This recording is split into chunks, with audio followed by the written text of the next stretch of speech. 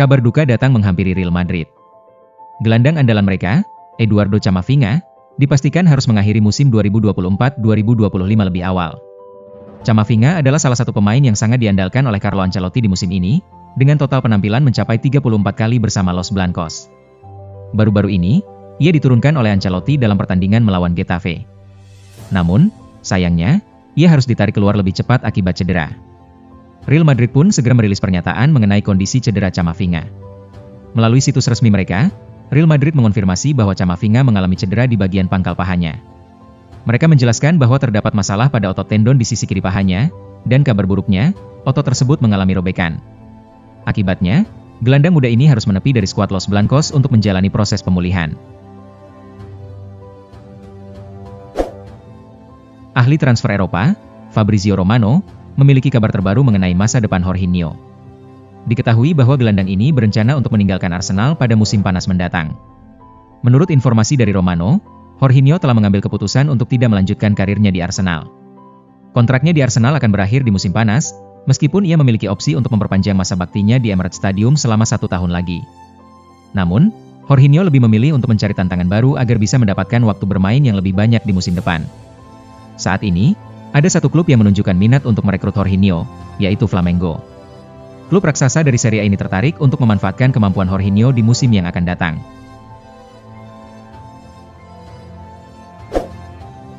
Mantan bintang sepak bola Prancis, Emmanuel Petit, melontarkan sanjungan luar biasa kepada gelandang Arsenal, Declan Rice. Petit menobatkannya sebagai gelandang terbaik di dunia saat ini. Pujian dari Emmanuel Petit bukanlah tanpa dasar. Declan Rice telah menunjukkan performa yang mengesankan di setiap laga Arsenal, memberikan kontribusi signifikan baik dalam aspek menyerang maupun bertahan. Ketika membandingkan dengan gelandang-gelandang lain, Emmanuel Petit menyebut Nicolo Barella dari Inter Milan sebagai rival terdekat Rice. Hal ini mencerminkan betapa tingginya pengakuan terhadap kemampuan Rice di panggung internasional. Ada berita menggembirakan untuk Chelsea. Bek yang mereka incar, Kim Min-jae, berpotensi untuk dilepas pada musim panas mendatang. Fabrizio Romano melaporkan bahwa transfer Min-jae ke Chelsea bisa menjadi kenyataan, karena Bayern Munchen bersedia menjualnya. Menurut laporan tersebut, Bayern Munchen terbuka untuk melakukan pembicaraan mengenai transfer Min-jae. Meskipun mereka masih menghargai kontribusi B asal Korea Selatan itu, dia bukanlah pemain yang tak tergantikan dalam skuad The Bavaria. Jadi, jika ada tawaran menarik yang masuk, Bayern siap untuk berdiskusi mengenai transfer tersebut di musim panas nanti. Ahli transfer Eropa, Fabrizio Romano, baru saja memberikan kabar terkini mengenai masa depan Matheus Cunha. Penyerang Wolverhampton tersebut dilaporkan semakin dekat untuk bergabung dengan Manchester United. Beberapa waktu lalu, Cunha membuat pengumuman yang mengejutkan banyak pihak. Ia menyatakan keinginannya untuk meninggalkan Wolverhampton pada musim panas mendatang. Setelah pernyataan tersebut, berbagai spekulasi pun bermunculan mengenai masa depan penyerang asal Brasil itu. Namun, dalam beberapa hari terakhir, Cunha dilaporkan semakin dekat dengan Manchester United. Fabrizio Romano mengabarkan bahwa transfer Cunha ke MU semakin mendekati realisasi, dan klub tersebut dilaporkan sudah selangkah lebih dekat untuk mengamankan jasa sang pemain. Spekulasi baru mulai beredar mengenai siapa yang akan mengisi posisi kiper Manchester United di musim depan. Menurut laporan dari Sport, MU kini mengalihkan pandangannya ke Spanyol untuk menemukan pengganti Onana. Nama Jan Oblak muncul sebagai target utama Ruben Amorim. Laporan yang sama menyebutkan bahwa Atletico Madrid tidak akan menghalangi langkah MU untuk merekrut Oblak. Mereka merasa bahwa Oblak ini sudah memasuki fase menua, dan performanya mulai terpengaruh oleh faktor usia. Oleh karena itu, Atletico Madrid berencana untuk mencari kiper muda berbakat yang dapat menjaga gawang mereka, sehingga Oblak bisa dilepas jika ada tawaran yang menarik. Kontrak Oblak di Atletico Madrid sendiri sebenarnya masih hingga tahun 2028 mendatang. Tebusan sekitar 25-30 juta euro diyakini sudah cukup untuk memboyongnya di musim panas nanti. Pelatih Paris Saint-Germain, Luis Enrique, tampaknya berencana untuk memberikan waktu istirahat kepada beberapa pemain kunci saat menghadapi Nice. Langkah ini diambil agar timnya bisa lebih siap menghadapi Arsenal. PSG telah memastikan gelar Ligue 1 2024-2025 sejak awal April dan hingga saat ini, tim raksasa dari Paris ini belum merasakan kekalahan di Liga dengan catatan 24 kemenangan dan 6 hasil imbang. Les Parisiens akan bertanding melawan Nice pada Sabtu, 26 April 2025, dini hari waktu Indonesia Barat. Enrique tidak terlalu memikirkan untuk mempertahankan rekor tak terkalahkan hingga akhir musim. Ia menunjukkan bahwa ia bersedia untuk memberikan kesempatan kepada pemain-pemain pentingnya untuk beristirahat. Namun, Enrique menegaskan bahwa timnya tetap memiliki ambisi besar. siapapun yang diturunkan di lapangan akan berjuang untuk meraih kemenangan. Berita mengenai ketertarikan Arsenal terhadap Martin Zubimendi sudah beredar sejak awal tahun 2025. Gelandang dari Real Sociedad ini berpotensi menjadi rekrutan perdana meriam London untuk musim 2025-2026. Menurut laporan dari The Sun, Arsenal percaya diri untuk menjadikan Zubimendi sebagai pemain pertama yang mereka datangkan di bursa transfer musim panas ini. Pada bulan Januari lalu, terungkap bahwa The Gunners telah sepakat untuk membayar klausul pelepasan pemain asal Spanyol tersebut yang mencapai 51 juta pound. Kabar transfer Zubimendi ke Arsenal ini juga bisa berdampak pada masa depan Thomas Partey di Emirates Stadium. Kontrak gelandang asal Ghana itu akan berakhir pada Juni 2025. Juara Piala FA tidak akan mampu menghapus kesedihan Manchester City yang tampil kurang memuaskan di musim ini. Pernyataan ini disampaikan oleh gelandang City, Ilkay Gundogan. Manchester City akan bertanding melawan Nottingham Forest di semifinal Piala FA yang digelar di Wembley pada hari Minggu, 27 April 2025. Piala FA menjadi satu-satunya trofi yang masih bisa diraih oleh The Citizens di musim ini. Mendapatkan gelar Piala FA mungkin bisa menjadi sedikit penghibur bagi Man City yang tengah berjuang keras di musim ini. Mereka tidak berhasil melangkah jauh di Piala Liga Inggris maupun Liga Champions. Gundogan menegaskan bahwa meraih Piala FA dan memastikan tiket ke Liga Champions adalah prioritas utama timnya saat ini.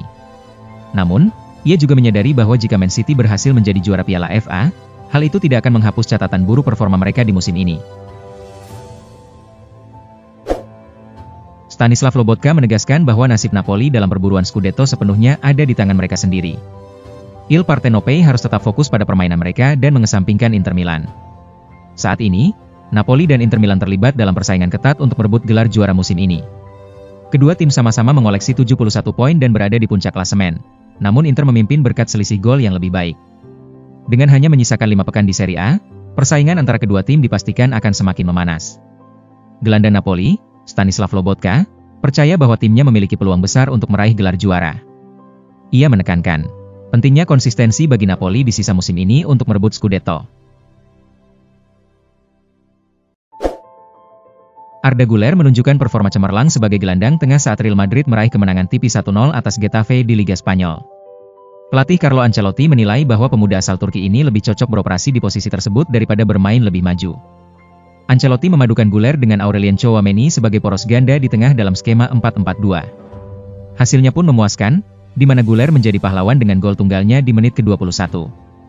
Namun, kontribusinya di lapangan jauh lebih dari sekadar mencetak gol, ia mampu beradaptasi dengan baik dan bergerak luas saat bermain lebih dalam. Ancelotti mengakui kualitas permainan Güler yang mengesankan.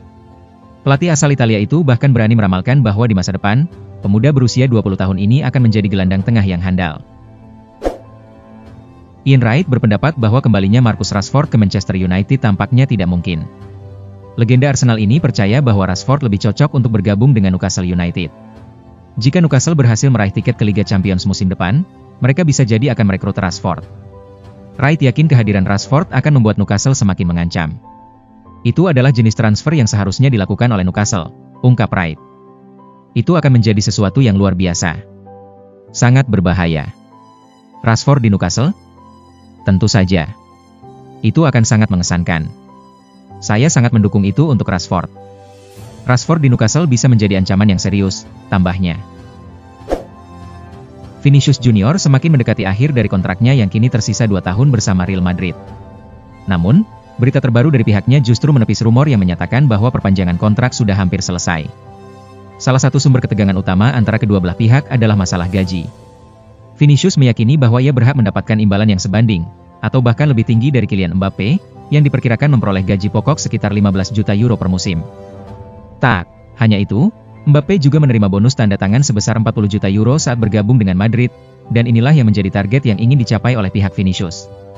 Sang winger merasa bahwa kontribusinya untuk klub seharusnya dihargai setara. Barcelona kini terjebak dalam dilema yang rumit.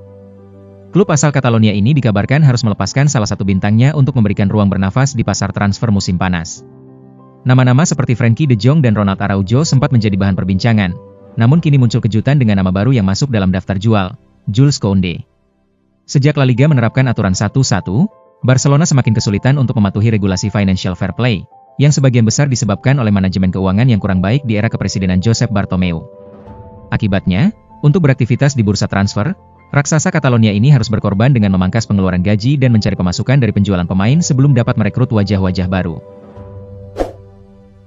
Tidak ada yang mampu menghalangi langkah Real Betis dalam penutupan musim yang spektakuler ini.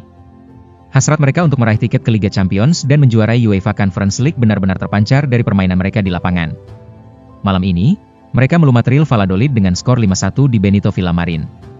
Kemenangan ini mengangkat mereka ke posisi kelima dalam klasemen La Liga, melampaui Villarreal dan memberikan tekanan besar menjelang laga tunda Villarreal melawan Espanyol pada hari Minggu. Ini bukan sekadar tambahan 3 poin, melainkan sebuah pernyataan tegas bahwa Betis sangat serius dalam mengejar tempat di Liga Champions dan berambisi membawa pulang trofi Eropa.